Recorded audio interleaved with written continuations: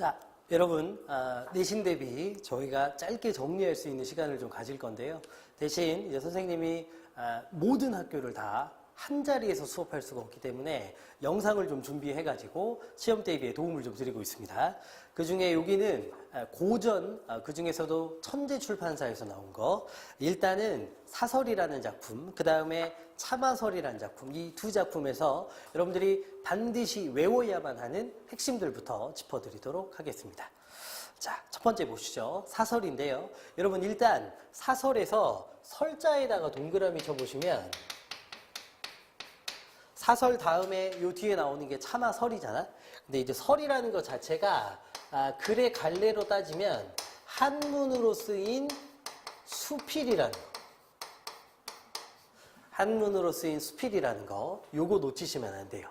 일반적으로 자기가 무엇인가에 대해서 보거나 듣거나 했던 경험이 등장하게 되고요. 이 경험에 대해서 자기가 이러저러한 깨달음을 얻었다, 내지는 교훈을 얻었다, 뭐 이런 내용들이 추가되게 되어 있습니다. 물론 100%다 그런 건 아닌데 일반적인 경우 자기가 느꼈던 경험, 그 뒤에 깨달음, 이렇게. 어쨌든 설이라는 글의 갈래가 기본적으로 이런 특징을 가지고 있다는 걸 알고 계셔야 돼요. 자, 그 상황 속에서 사설, 사자가 스승사자죠. 스승에 대한 한유 선생님의 이야기를 들어보도록 하겠습니다. 자, 첫 번째 볼게요. 옛 학자는 반드시 스승이 있었으니 스승이라고 하는 것은 도를 전하고 학업을 주고 의혹, 궁금함을 풀어주기 위한 것이다. 스승이 어떤 존재인지 소개되어 있죠. 사람이 나면서부터 아는 것이 아닐진데, 여러분 이것은 옆에 있는 참고 자료를 확인하긴 하겠습니다만 이 작품에서도 제일 중요하고 요 다음에 이어지는 참화설에서도 제일 중요한데, 일단은 사람이 나면서부터 아는 것이 아니다. 그 1번 부분에다가 뭐라고 참고 표시하고 적어 보셔야 되냐면 전범을 활용했다는 말을 적어 주셔야 돼요. 전범 활용. 첫 번째 부분이니까 전범 활용 1이 되겠지. 1. 여기서 전범이라는 건 굳이 비슷한 말로 바꾸고 보자면 모범이라는 뜻입니다. 모범. 혹은 뭐 규범 이렇게. 그러니까 본보기가 될 만한 걸 이야기하는 건데, 여기서는 옛 고전 속에 들어있는 좋은 말들, 공자님이니 맹자님이니 하는 훌륭한 성인들이 남긴 이야기를 얘기하는 거예요. 그래서 보충자료에도 나와 있습니다만 이거 지금 논어에 나오는 말을 활용하는 건데, 논어에서 무슨 말을 활용했는지까지 아시는 것도 물론 중요하겠습니다만 그 앞서서 기본적으로 과거 중요한 옛 문헌에 소개되어 있는 전범, 아름다운 그 구절, 그 진리가 되는 구절을 끌어다 쓴 부분이라는 거, 전범을 활용한 부분이라는 걸 기억하셔야 됩니다. 전범이라는 단어, 우리가 흔히 전쟁 범죄라는 말로 많이 써서 머릿속에서 어감이 잘 안 좋을 텐데 한자가 달라요. 여기서는 모범이 되는 말이라는 뜻입니다. 그래서 옛 고전에서 따온 거예요. 그래서 전범을 활용한 첫 번째 부분이라는 걸 놓치지 않으셔야 됩니다. 됐죠? 예. 사람이 나면서부터 아는 게 아닐진데 누가 능히 의혹이 없을 수 있으리요. 의혹하면서도 궁금해하면서도 스승을 따르지 않는다면 그 의혹된 것은, 궁금한 것은 끝까지 풀리지 않겠죠. 자, 그러면서 나보다 먼저 나서가지고, 자 여러분 거기에서부터 괄호 2번이 시작되죠. 두 번째가 시작되는데 거기가 전범의 활용 2가 되는 부분입니다. 어떤 구절을 끌어왔는지는 참고 표시된 부분을 활용하시는데 어쨌든 거기에 전범 활용 2라고 적으셔야 돼요.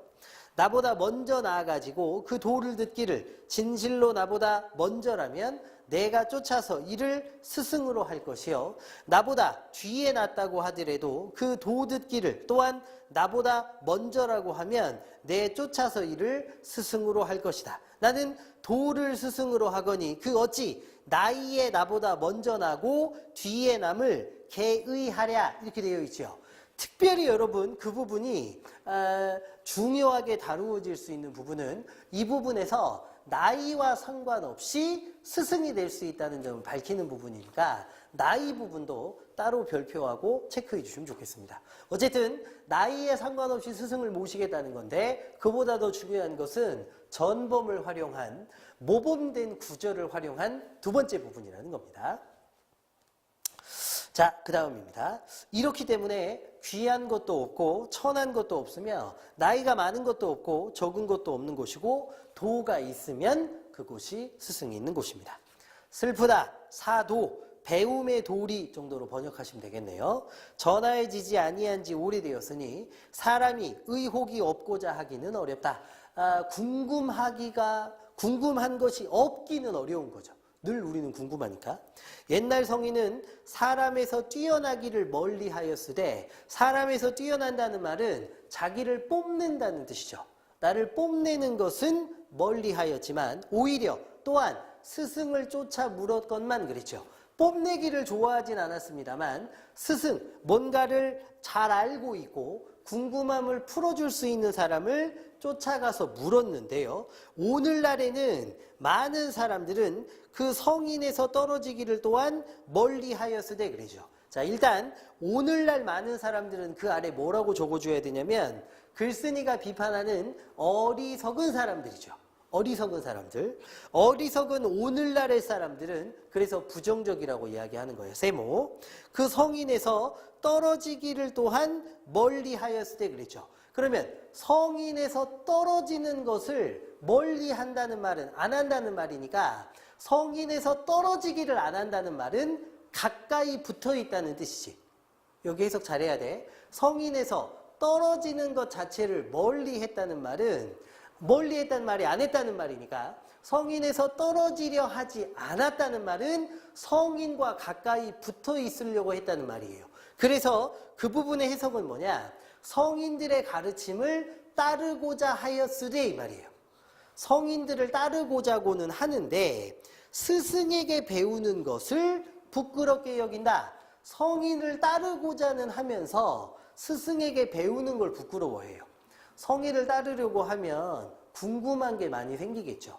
그런데 궁금함을 풀어줄 스승은 따르려고 하지 않습니다. 그것이 오늘날 사람들이 갖고 있는 문제점이죠. 그치? 자, 그러면서 그 다음에 이렇기 때문에 성은 갈수록 성이요, 우는 갈수록 우라 그랬죠.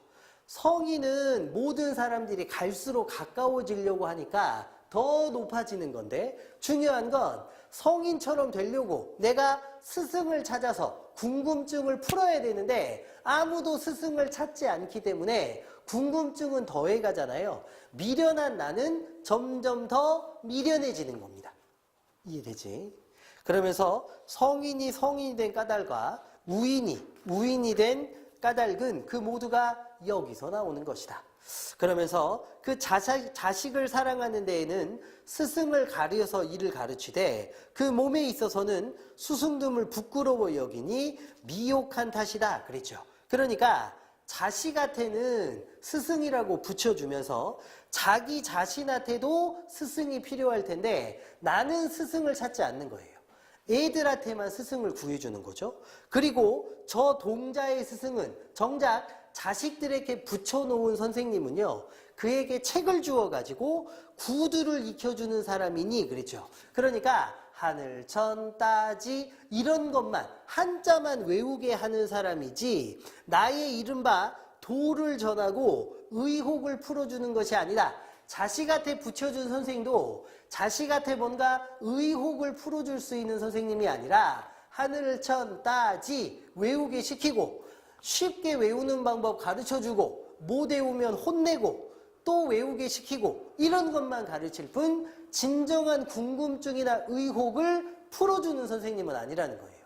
그러니까 못 외우면 때리고 물어보면 일단 외우라고 시키고 자꾸 그런다는 거죠. 구두를 알지 못함과 의혹을 풀지 못함에 혹은 수승을 두고 혹은 그렇지 않으니 구두를 알지 못할 때는 스승을 둬요.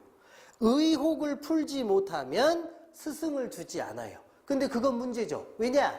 구두를 알아야 될 때도 스승이 필요합니다만 더 크게 스승이 필요할 때는 언제예요? 의혹을 풀어야 될 때죠.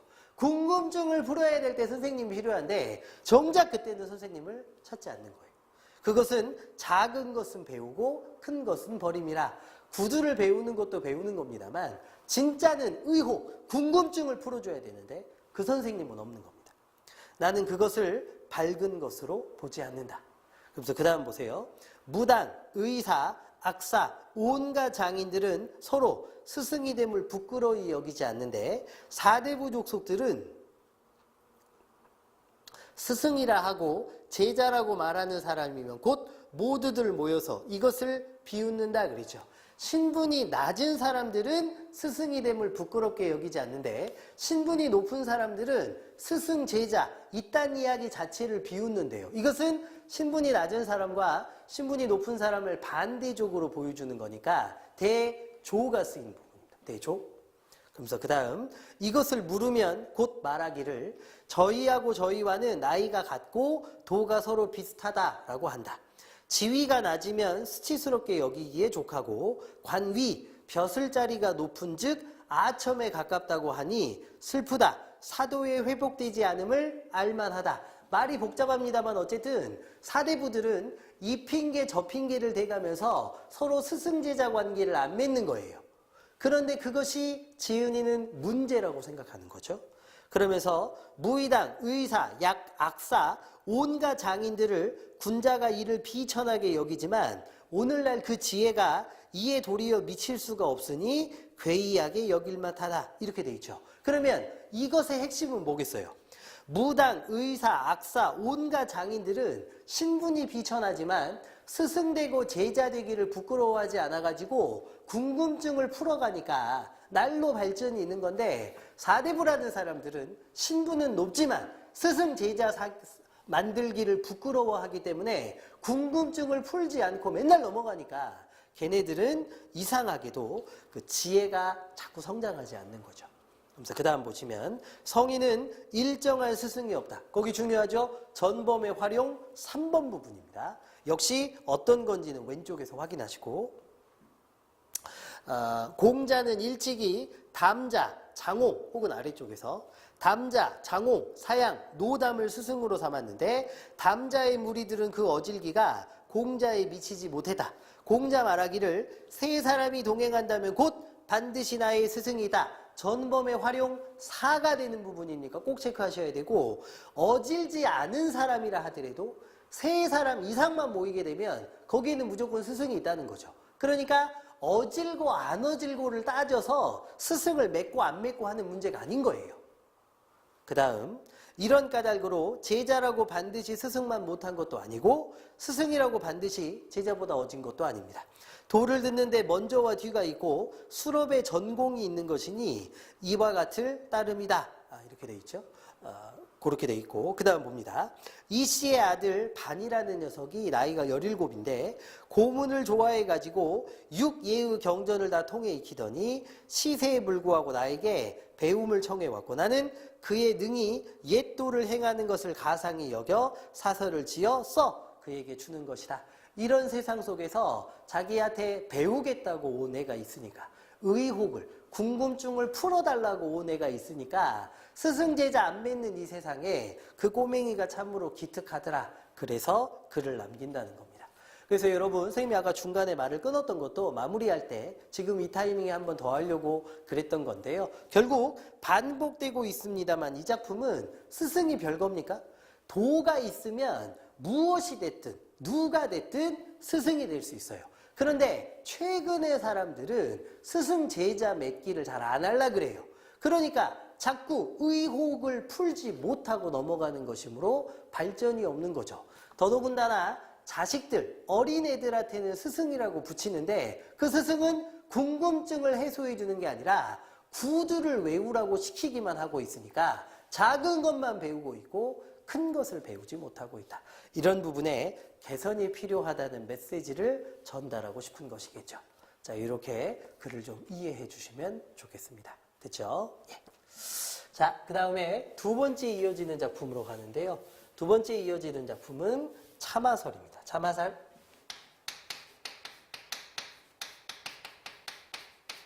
역시 여러분 기본적으로 설이라는 글의 갈래가 한문 수필에 들어간다는 거.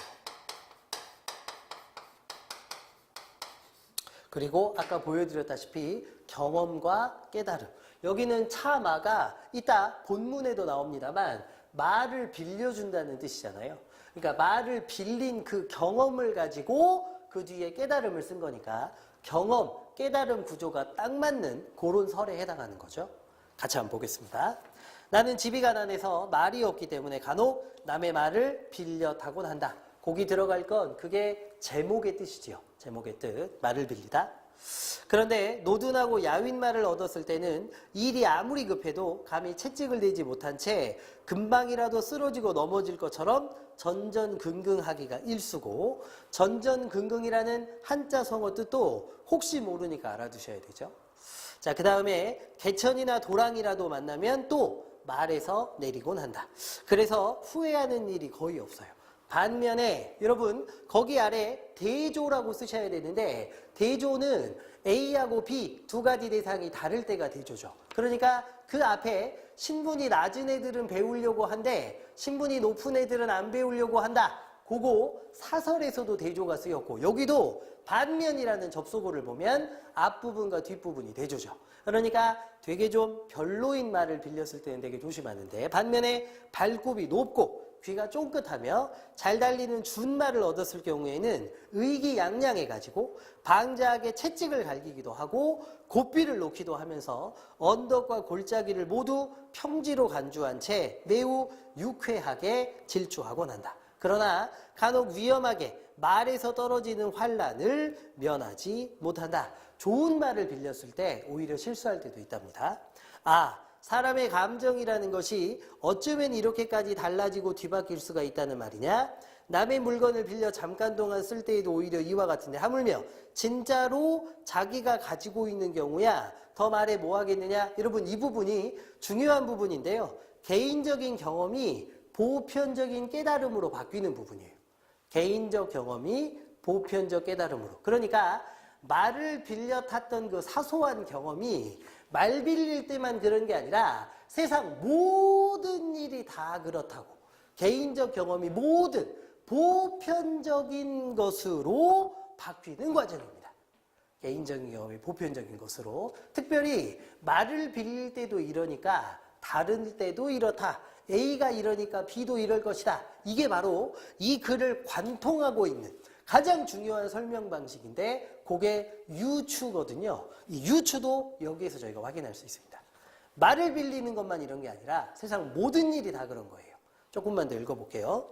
그렇긴 하지만 사람이 가지고 있는 것 가운데 남에게 빌리지 않은 게 또 뭐가 있다고 하는 것이냐? 거긴 여러분 아래에 뭐가 들어가야 되는 거냐면 서술대상의 확장이라는 말이 들어가는 거예요. 서술대상의 확장. 그러니까 빌린 게 아까 앞에는 말이었잖아. 근데 말만 빌리는 게 아니라 다 빌린다는 거예요. 그러니까 대상이 되는 말을 빌리다. 목적어. 대상이 되는 그 목적어가 말을 빌리는 게 아니라 모든 것을 빌리는 거예요. 다 빌리는 거예요. 그 다음 보시면 임금은 백성으로부터 힘을 빌려 존귀하고 부유하고 신하는 임금으로부터 권세를 빌려 총애를 받고 귀한 신분이 됩니다.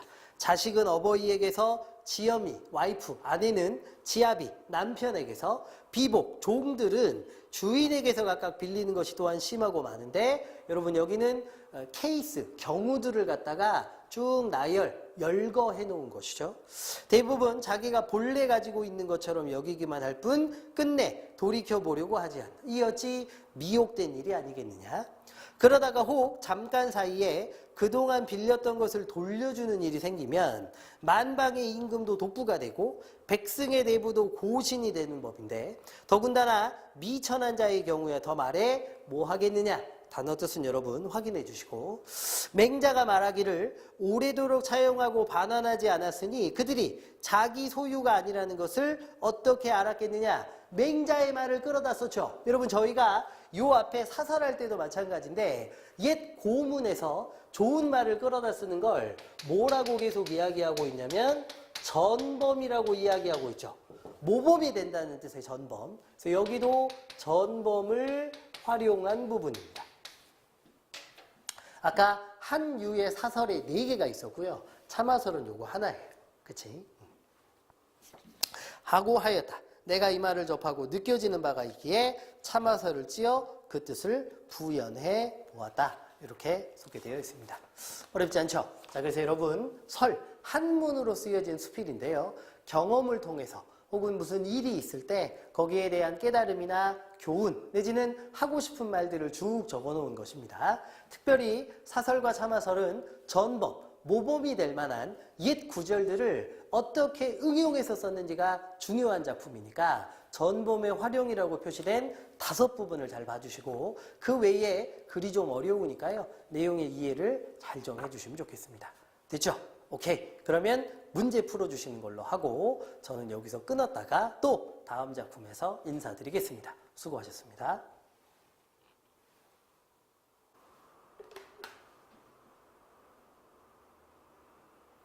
예, 자 여러분 한 편 더 보겠습니다. 여기는요 어린 왕자, 왕과 어린 왕자 생텍쥐베리하고 조세희 선생님의 작품이 소개된 부분입니다.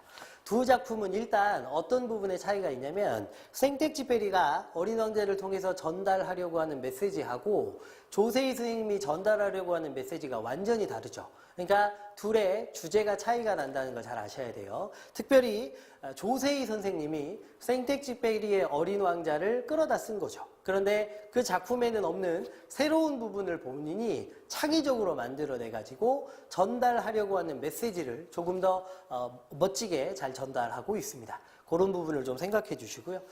특별히 소설이기 때문에 인물이 어떤 캐릭터인지 그 성격을 분석하시는 게 아주 중요하다고 말씀드릴 수 있겠습니다. 성격을 제시하는 방법은 2가지였잖아. 대놓고 A라는 사람은 이런 사람이야 라고 이야기하는 직접 제시, 행동이나 대화를 통해 이야기하는 간접 제시. 여기는 주로 대화를 통해 드러나니까 간접 제시가 쓰였으니까요. 그 대화를 통해서 어떤 사람인지 뽑아내는 게 중요하겠습니다. 그리고 이제 마지막으로 조세희 선생님의 어린 왕자는요. 그 당시 시대적 현실을 비판하는 것이니까 어떤 현실을 비판하는지도 잘 캐치하시면 되겠죠. 그러면 한번 가보겠습니다. 역시 프린트를 보시죠. 자, 어린 왕자 생텍쥐베리입니다. 어린 왕자의 별은 소옥성 325호, 326호, 27, 28, 29, 330호가 있는 쪽에 있었고 그래서 일거리도 구하고 무엇을 배우기도 할 생각으로 이 별부터 찾아보기 시작했습니다. 맨 처음 찾아간 별에는 임금님이 살고 있네요. 임금님 동그라미. 임금님은 홍포와 수달피로 만든 옷을 입고 극히 간소한 위험 있는 옥좌에 앉아 있었어요. 신하가 하나 왔도다. 어린 왕자를 보자 임금님은 소리쳤습니다. 나를 한 번도 본 일이 없는데 어떻게 알아볼 수가 있을까 하고 어린 왕자는 이상하게 여겼다. 어린 왕자에도 동그라미. 그래서 일단은 어린 왕자하고 임금님하고 2명의 인물이 등장했다는 걸 알 수 있어요. 근데 여기에서 이게 지금 생텍쥐페리의 어린 왕자하고 조세의 어린 왕자도 시점이 다르니까 시점을 비교하고 가자면 나라는 글자가 없으니까 이 소설은 일단 3인칭이죠. 그런데 서술자가 등장하는 인물의 속마음을 알 수 있느냐? 방금 분명히 어린 왕자의 속마음이 작은 따옴표로 나왔지. 나를 한 번도 본 일이 없는데 어떻게 알아볼 수 있을까? 그러니까 요거는 어린 왕자의 속마음을 보여주는 거니까 서술자가 인물의 속마음을 확인할 수 있다는 것은 신과 같은 전지적인 서술자일 때 이야기지. 그러니까 이거는 3인칭이고 전지적 작가시잖아요. 생텍쥐페리의 어린 왕자는 3인칭 전지적 시점이었습니다. 임금들에게는 세상이 아주 간단하다는 것을 어린 왕자는 알지 못했다. 임금님에게는 모든 사람이 신하인 것이다. 여러분, 그 모든 사람이 신하인 것이다. 거기 아래 괄호에 들어갈 말은 자기중심적이고 그 다음에 권위적이라는 임금님의 성격적인 특징입니다. 그렇죠? 그러니까 다 자기 밑으로 보는 거지. 신하니까. 좀 더 자세히 보게 이리 가까이 오라 하고 임금님은 어린 왕자의 왕노릇을 하게 된 것이 몹시 자랑스러워 말했다. 어린 왕자는 앉을 자리를 둘레둘레 찾아보았으나 별 전체가 그 으리으리한 수달피 망토로 한빡 덮여 있었고 그래서 서 있는 게 필요해서 하품이 나왔대요. 왕의 어전에서 하품을 하는 것은 예의에 벗어나는 일이니라 짐은 그를 그만오라. 그거 밑줄 그어 있죠. 그리고 여기서 왕의 성격을 하나 더 알 수 있는데 왕은 뭘 좋아하는 사람이냐? 명령하기를 좋아하는 사람입니다. 명령하기 좋아하는 사람이에요. 그렇죠? 하품을 안 할 수가 없습니다. 머나먼 여행을 했고요. 잠을 못 잤어요. 어린 왕자가 당황하며 이렇게 대답했다. 그러면 하품하기를 명하노라. 명령하기 좋아하죠. 계속 명령하시잖아요. 그냥 말하지 않고 짐은 몇 해째 하품하는 사람을 통 보지 못했노라. 자, 하품을 하라. 명령이로다. 명령쟁이죠. 그렇게 말씀하시니 겁이나 하품을 더는 할 수가 없습니다. 어린 왕자가 얼굴을 붉히며 말했어요. 그러면 짐은 내게 명하노니 하품을 하기도 하고 아우 장난 아니네요. 어쨌든 명령 엄청 좋아하십니다. 임금님은 빨리빨리 몇 마디 중얼거렸는데 심기가 상한 듯했다. 요 신하가 좀 마음에 안 드시는 거죠. 임금님은 무엇보다 자기 권위가 존중되기를 원했다. 그는 불복종을 용납하지 않았다. 그는 전권을 가진 임금이었다. 그러나 그는 마음이 착하기도 했기 때문에 이치에 맞는 명령을 내리는 것이었다. 오, 제법이네요. 그는 이런 말을 하곤 했다. 만약에 짐이 어떤 장군더러 물새로 변하라고 명령했는데 장군이 이 명령에 복종하지 않는다면 그것은 장군의 잘못이 아니라 짐의 잘못이다. 여러분, 이 부분이 바로 뭡니까? 그 위에 설명했던 이치에 맞는 명령을 내린다는 부분이죠. 그래서 그거 화살표 표시하거나 혹은 괄호 안에 적어주시고 이치에 맞는 명령을 내린다는 거 그 앞에 임금이 착하기도 했다는 말 있잖아. 그거는 대놓고 이야기하는 거니까 직접 제시지. 이렇게 대화를 통해 우리가 살펴볼 수 있는 간접 제시가 아니라 앉아도 괜찮습니까? 하고 어린 왕자가 물었다. 내게 앉기를 명하노라. 명령 좋아하시죠? 이렇게 대답하며 임금은 수달피 망토의 한편 자락을 점잖게 끌어올렸다. 그러나 어린 왕자는 이상한 생각이 들었다. 이 별은 아주 조그마한데 이 임금은 무엇을 다스리는 걸까? 전하, 한 말씀 여쭈어 볼 게 있는데요. 이렇게 얘기했죠. 자, 여러분, 이 부분 그 아래 괄호에다가 뭘 쓰는 거냐면 지금 어린 왕자는요. 질문하기 전에 뭘 받고 있냐면 허락을 받고 있죠. 허락. 그치? 그러면 이게 뭐하고 반대되는 거냐면 자기는 임금님한테 그래도 되는지 상대방한테 상황을 묻잖아요. 그러니까 상대방을 배려하는 거죠. 그런데 어른들은 어떻습니까? 상대방을 배려하고 먼저 그래도 되는 게 아니라 너 나의 신하가 되어줄래? 라고 물었던 게 아니라 너네 신하 이렇게 질러버리잖아. 상대방을 생각하는 게 아니라 나를 생각하는 거거든요. 그래서 허락을 구하는 이 장면에서 우리가 반대로 뭘 확인할 수 있느냐? 어른들이 보여주는 이기적인 태도. 요걸 한 번쯤 생각해 보게 됩니다. 아시겠지?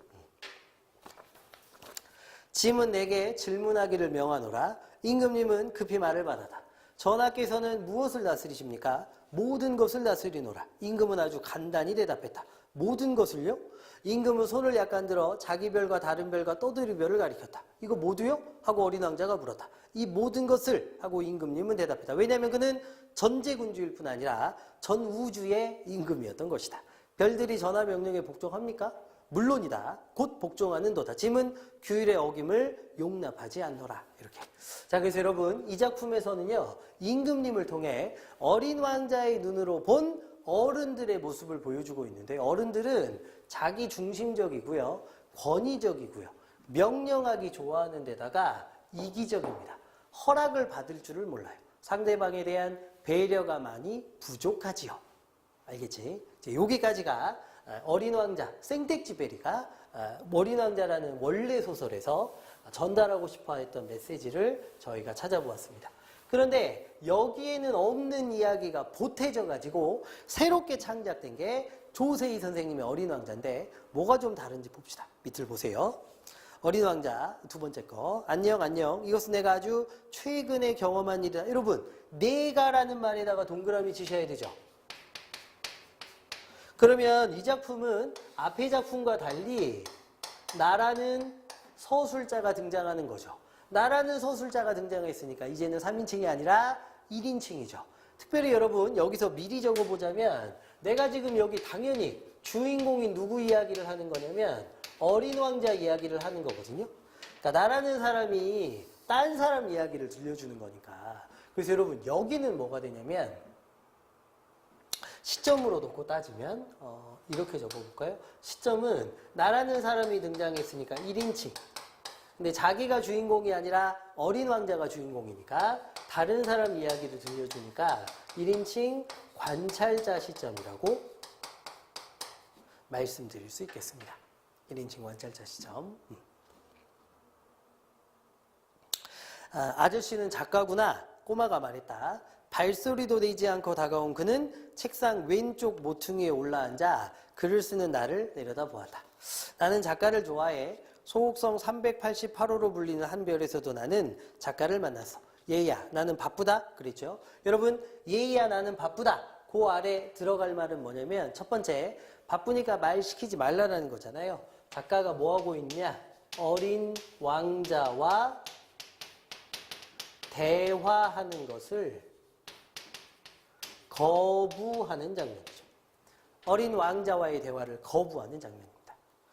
그러면서 이별 작가들은 모두 부지런한 모양이네. 내가 388호별에서 만난 작가는 게을러 보였어. 그는 글을 쓰지 않았어. 그 별에서 시간을 좀 보낸 다음에야 나는 그의 고민을 알 수 있었지. 그 별의 작가들은 오래전부터 10개의 말을 써왔어. 10개의 말을 쓰는 게 그 별의 전통이었어. 그런데 어떤 재난 때문이었는지 그 말이 줄어버린 거야. 전통은 깨졌고 내가 찾아갔을 때 그 별의 작가들이 쓸 수 있는 말은 5개밖에 안 됐어. 자, 여러분 그 부분에 써야 될 거 10마디 할 수 있는 말이 절반인 5마디로 줄였죠. 이것은 글을 쓰는 자유, 넓게 보면 표현의 자유가 침해당하고 있는 상황입니다. 그래서 거기다가 뭐라고 적으셔야 되냐면 글쓰기의 자유, 넓게 봐서는 표현의 자유가 침해되고 있는 상황입니다. 여기까지 보이는 거지. 글쓰기의 자유, 표현의 자유가 침해되고 있는 상황입니다. 알겠죠? 자, 그 다음 볼게요. 얘야 제발 내가 말했다. 남 재난에 신경 쓸 틈이 나에게는 없다. 여러분 그 아래 들어갈 거 역시 남들에게는 나는 신경 쓸 틈이 없다. 자기만 생각하는 거죠. 이기적. 왜? 이 글을 빨리 끝내야 되니까 오늘 밤에 써서 내일 아침 일찍 잡지사에 갖다 주지 않으면 안 돼. 여러분 여기는 어떤 모습도 드러났냐면 일에 쫓겨 바쁘게 사는 모습도 등장해 있죠. 바쁘게 사는 모습. 그러니까 자기 자신에 대해서 성찰해 보거나 반성해 볼 수 있는 시간이 있는 게 아니라 일에 쫓겨 바쁘게 살고 있는 현대인의 모습들이 등장해 있죠. 자, 그 다음 그럼 빨리 써. 아이가 책상에서 뛰어내렸다. 비행사의 책을 읽어본 독자들. 요거 생텍쥐페리 이야기하는 거죠. 그분이 비행사기도 하셨으니까. 독자들은 어린 왕자라고 해야 쉽게 이해할 수 있을 것이다. 어린 왕자는 책상에서 뛰어내리며 이렇게 말했다. 아저씨가 그 글을 쓰는 동안 나는 소옥성 388호에 두고 온 그 작가나 생각할 거야. 지금쯤 그가 쓸 수 있는 말은 4개나 3개로 줄었을지 몰라. 여러분 계속해서 쓸 수 있는 말이 줄어드는 거. 이거 글쓰기의 자유, 표현의 자유가 침해된 내용이죠. 그 아래 적으시면 되고 아무리 훌륭한 작가라도 그 정도의 말로는 우리 정말 행복합니다라는 글밖에 쓸 수 없다. 근데 여러분 말을 10개 쓰던 나라가 우리는 정말 행복합니다 3개밖에 못 쓰게 되면 3덩어리밖에 못 쓰게 되면 그것은 행복해지는 게 아니라 쓸 수 있는 표현의 자유가 줄었기 때문에 불행해지는 거죠. 겉으로는 행복하다고 이야기하는데 속을 들여다보면 불행해지고 있는 거잖아. 겉과 속이 다르다. 무슨 법이 쓰인 거냐? 반어법이 쓰인 거죠. 반어법. 그러면서 그 다음에 보시면 그 별은 참 이상해. 재난이. 여러분 거기 재난도 정확하게는 여러분 뭐가 사라지는 겁니까? 자유가 사라지는 거죠. 자유 X. 정확하게는 표현의 자유가 사라지는 거긴 합니다만 넓게 봐서 자유가 침해당하는 자유가 사라지고 있는 재난이 그렇게 자연스러워 보이는 별은 이 우주에 그 별밖에 없을 거야. 이렇게. 그래서 여러분 앞에 나왔던 생텍쥐베리의 어린 왕자와 다르게 표현의 자유를 침해당하고 있는 독재 정권 시절에 당시 현실을 꼬집고 있는 거죠. 그 다음도 보겠습니다. 내가 경험한 이야기도 좀 써줘. 그날 밤 어린 왕자가 말했다. 소옥성 389호에서 경험한 것이지만 무엇에든 소용 닿는 데가 있을 거야. 그 별은 내 별만큼이나 작았지. 그래서 나는 집에 있을 때처럼 하루에도 몇 번씩 해가 지는 걸 바라볼 수 있었어. 몇 발짝만 옮겨가면 언제나 해지는 풍경을 볼 수 있었으니까. 아저씨도 슬퍼지면 황혼을 바라보고 싶지? 아저씨는 잡지사에 줄 글을 쓰면서 1000번쯤 해지는 걸 보고 싶다고 생각하지 않았어? 여러분, 요 말이 좀 어려운데요. 생각해보면 해가 진다는 것은 시로 따지면 하강 이미지니까 부정적이고 슬픔으로 느낄 수 있거든요. 이 표현, 1000번쯤 해가 지는 걸 보고 싶었다는 건 무슨 말이냐? 슬픔을 느끼지 않았는지 묻는 거예요. 슬픔, 괄호 안에 슬픔. 슬픔을 느끼지 않았는지 묻는 겁니다. 그러나 1000번은 무리야. 나는 389호 별에서 어느 날 42번 해지는 풍경을 보았어. 그 별이 마음에 들었지만 나는 오래 머물 수가 없었어. 왕 때문이었어. 그 별의 왕은 툭하면 늑대다라고 외쳤지. 여러분, 이 왕 아주 중요하죠. 이 왕은 툭하면 늑대다라고 외칩니다. 그런데 양치기 소년이라는 우화 아시죠? 늑대가 나타났다는 거 다 거짓말이잖아요. 이 왕도 어떤 왕이냐? 거짓말을 해가지고 국민들을 공포로 몰아넣는 왕입니다. 옛날에 언제라도 상황이 불리해지면 북한이 곧 쳐들어온다라고 이야기해가지고 어수선한 상황을 정리하곤 했던 과거 군사 독재 정권 시절을 이야기하는 거예요. 그래서 여기 왕 툭하면 늑대다라고 외치는 왕은 어떤 왕이냐? 거기 적어보시면 거짓말을 가지고 국민을 위협하는 왕. 거짓말을 가지고 국민을 위협하는 왕. 아주 나쁜 왕입니다. 알겠지? 늑대다. 나는 어느 날 42번 해지는 풍경을 바라보여 왕이 몇 안 되는 신민들을 향해, 다스리는 사람들을 향해 42번 늑대라라고 외치는 소리를 들었어. 나는 그 왕을 소옥성 389호에 재난을 끌어들이는 자라고 불렀어. 거기 밑줄 그어져 있죠. 제가 불러드릴게요. 교과서를 보면 왼쪽에 날개 질문으로 그게 붙어 있는데 어린 왕자는 왕을 왜 재난을 끌어들이는 자라고 불렀느냐 이렇게 돼 있죠. 왜 재난을 끌어들이느냐? 이 왕이 자꾸 뭘 하니까? 거짓말을 하니까. 그것 때문에 세상이 혼란스러워져서 그러는 거죠. 자, 괄호 안에 적어봅니다. 왜 재난을 끌어들이는 자냐? 적어보시면 거짓말로 세상을 혼란스럽게 만들기 때문에. 천천히 여러 번 불러줄게. 거짓말로 세상을 혼란스럽게 만들기 때문에. 거짓말로 세상을 혼란스럽게 만들기 때문에. 거짓말로 세상을 혼란스럽게 만들기 때문에. 거짓말로 세상을 혼란스럽게 만들기 때문에. 아시겠죠?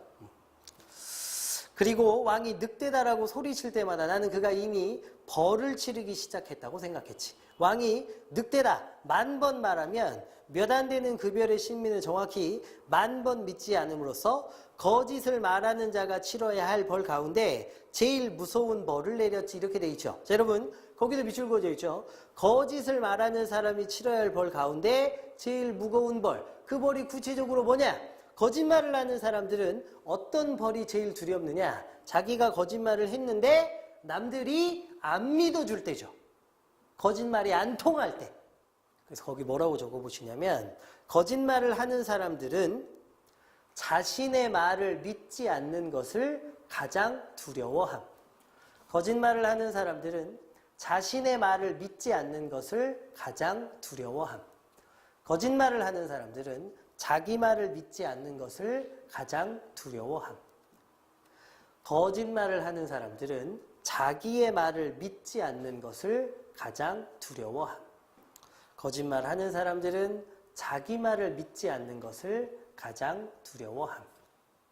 알겠죠? 아저씨, 내 말 듣고 있어? 그래. 그런데 왜 그렇게 힘이 없어 보이지? 해지는 풍경이 보고 싶어 그래? 그렇다면 기다려야 돼. 뭘 기다려? 해가 지는 걸 기다려야지. 지구에서는 아직 하루에 한 번밖에 황혼을 바라볼 수 없다. 아프리카 사막에서 길을 잃고 헤매다가 어린 왕자를 만난 상상력 풍부한 그 비행사도 하루에 몇 번씩 해지는 풍경을 볼 수는 없었을 것이다. 그 별에서의 경험을 얘야, 나는 궁금한 것부터 물었다. 왜 비행사 아저씨에게 들려드리지 않았니? 아니야, 어린 왕자가 말했다. 나는 다 들려줬어. 하지만 그 아저씨 책에 가혹한 별 389호의 이야기는 나오지 않는다. 여러분, 마지막에 밑줄 그은 건 뭡니까? 그 아저씨가 지금 생택쥐 벨이잖아요. 그 아저씨 이야기에는 안 나오고 조세희 선생님의 책에만 나오는 이유는 사실은 조세희 선생님이 이 부분을 창작해서 추가했기 때문이죠. 그래서 거기는 뭐라고 적으시냐면 조세희 작품에